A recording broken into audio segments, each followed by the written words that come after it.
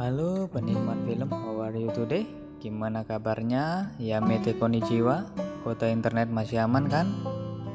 Oke, jumpa lagi dengan saya Hergun. Di sini saya akan menceritakan alur film Cold Fish.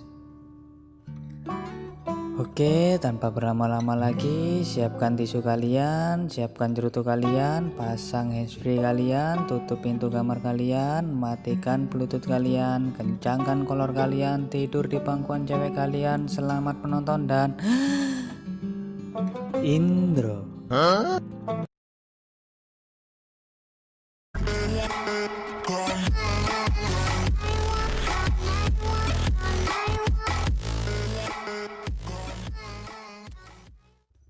Awal mula film diperlihatkan satu keluarga yang sedang makan bersama. Saya perkenalkan, nama si ayah Samoto, dan si ibu kita panggil Taiko, dan si anak kita panggil Mitsuko. Samoto ini mempunyai usaha jual beli ikan hias. Dia orangnya sangat sabar, penyayang, dan tidak mudah marah. Dan ibu kandung Mitsuko ini sudah meninggal. Taiko ini ibu tiri. Di saat mereka makan, tiba-tiba Mitsuko mendapatkan telepon. Dan si ayah di sini hanya diam melihat itu. Dan siapakah yang menelpon Mitsuko? Pinter, itu bukan urusan kita.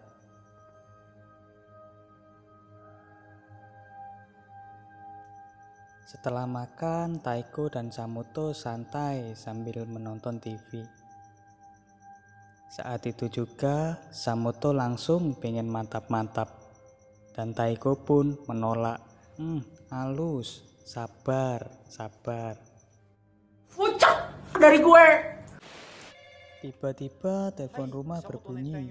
Samoto pun menjawab telepon itu.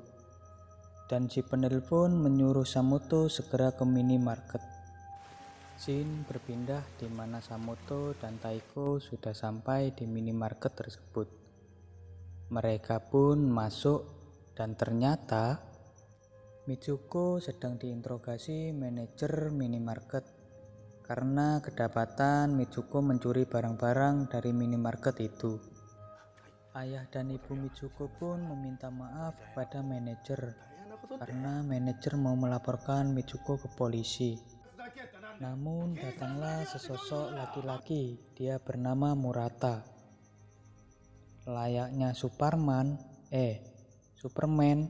dengan jurus bacot tingkat tinggi, dia mampu membuat suasana dalam ruangan itu seketika dingin, tidak memanas lagi. Dengan bacotan dan keramahan Murata ini, si manajer tiba-tiba memaafkan Mitsuko. Kedua orang tua Mitsuko pun berterima kasih kepada Murata. Di sini saya jelaskan, Murata ini orangnya memang sangat ramah tamah kepada siapapun. Sampai-sampai bisa membuat lawan bicaranya merasa nyaman berada di dekat Murata. Halus. Murata ini juga mempunyai toko jual beli ikan hias sama seperti Samoto. Scene berpindah di mana Murata mengajak keluarga Samoto mampir ke rumahnya sekaligus toko ikan hiasnya.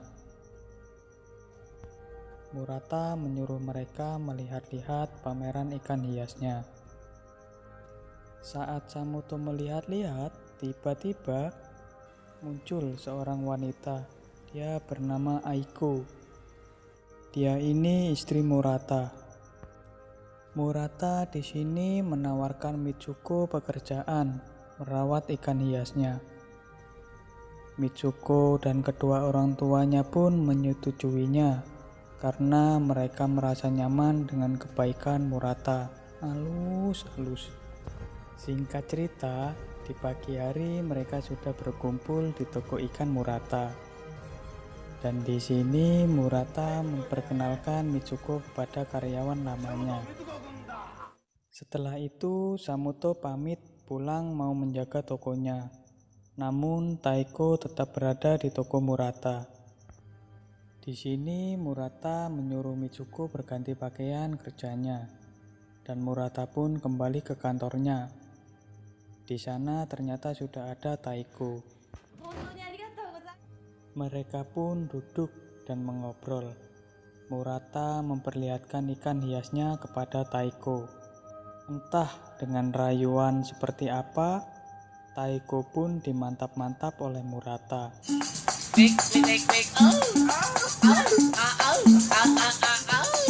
Setelah itu Taiko diantar pulang. Sudah, tangan. Sat. Sedangkan suaminya sendiri yang mengajak Taiko mantap-mantap malah ditolak oleh Taiko. Sat, memang wanita ini. Jadi emosi saya. Sorry. Oke, lanjut. Di sini saya perkenalkan lagi. Laki-laki ini bernama Yoshida. Dia mitra bisnis Murata. Dan laki-laki ini bernama Susui. Dia konsultan hukum Murata. Oke, lanjut. Setelah itu mereka mengobrol di ruangan Murata. Suasana dalam ruangan pun memanas karena Yoshida dipaksa membeli ikan hias Murata dengan harga 10 juta. What? 10 jeti? Dengan jurus bacotan tingkat tinggi, Yoshida pun mau membeli ikan itu dengan harga 10 jeti. Dan masuklah Aiko membawa minuman dalam botol-botol kecil. Sebentar, itu kombantrin apa lasrin? Itu bukan urusan kita. Oke, lanjut. Murata pun menyuruh Yoshida untuk meminumnya. Dan kata Yoshida, minuman ini lezat. Tos. Selang beberapa menit, Yoshida merasakan tenggorokannya sakit dan meminta air putih. Langsung Samoto memberinya. Ada yang tidak beres dengan Yoshida. Samoto panik. Dan tiba-tiba,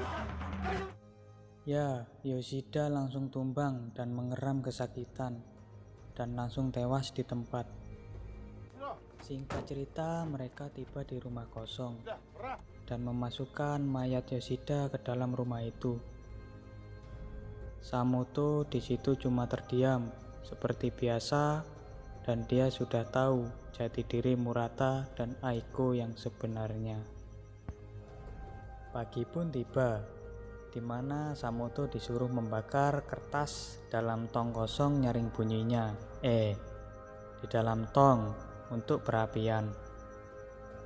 Murata pun datang dan memberikan kecap kepada Samoto. Sekalian causnya, Mas. Murata memasukkan tulang-tulang ke dalam tong itu.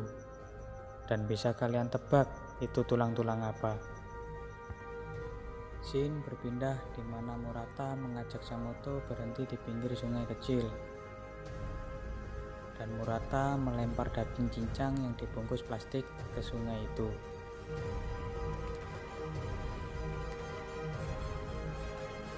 Singkat cerita, Samoto jadi supir Murata dan Aiko.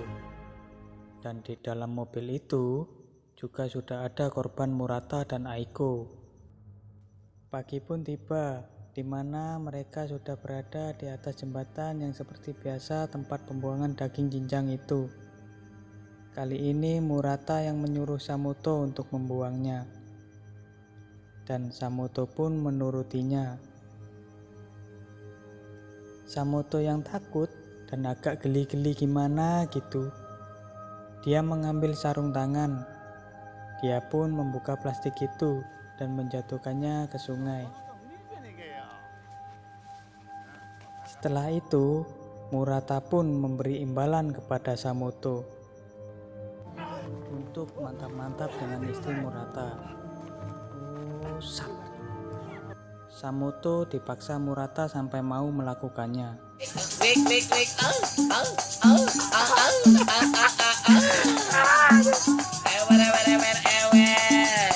Di sini Samoto mengambil pulpen dan langsung menancapkan pulpen itu ke leher Aiko. Dan dia juga menyerang Murata. Di sini pun jiwa barbar Samoto bangkit.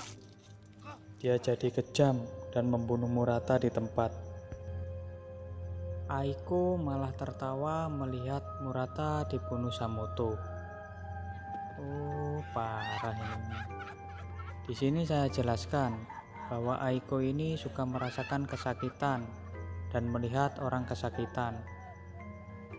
Seperti tidak terjadi apa-apa, Samoto mengajak mereka makan seperti awal film tadi. Mitsuko mendapat telepon lagi pas waktu makan. Samoto yang bukan Samoto yang dulu tiba-tiba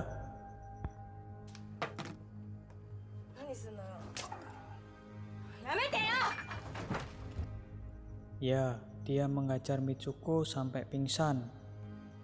Singkat cerita, Samoto duduk dengan baju yang sudah berwarna merah. Dia melambaikan tangan ke istrinya. Taiko keluar menghampiri Samoto. Samoto yang sudah memegang pisau langsung memeluk Taiko dan menusuknya. Setelah menusuk Taiko, dia menghampiri anaknya. Dan Samoto membunuh dirinya sendiri di depan anaknya. Anaknya di sini tidak menangis, namun dia malah tertawa keras. Dan film pun tamat. Sepertinya Mitsuko langsung gila di sini, guys. Dia malah tertawa melihat ayahnya mati. Seharusnya akan menangis. Memang ending yang sangat menyakitkan. Pesan-pesan yang saya dapat dari film ini, janganlah kita mudah percaya guys dengan orang yang baru kita kenal. Meskipun orang itu ramah dan baik sama kita. Karena kita tidak tahu isi hati orang lain. Oke, paham kan guys? Seperti biasa, jika kalian suka, jangan lupa tekan like, comment, subscribe ya guys. Oke, see you next video guys.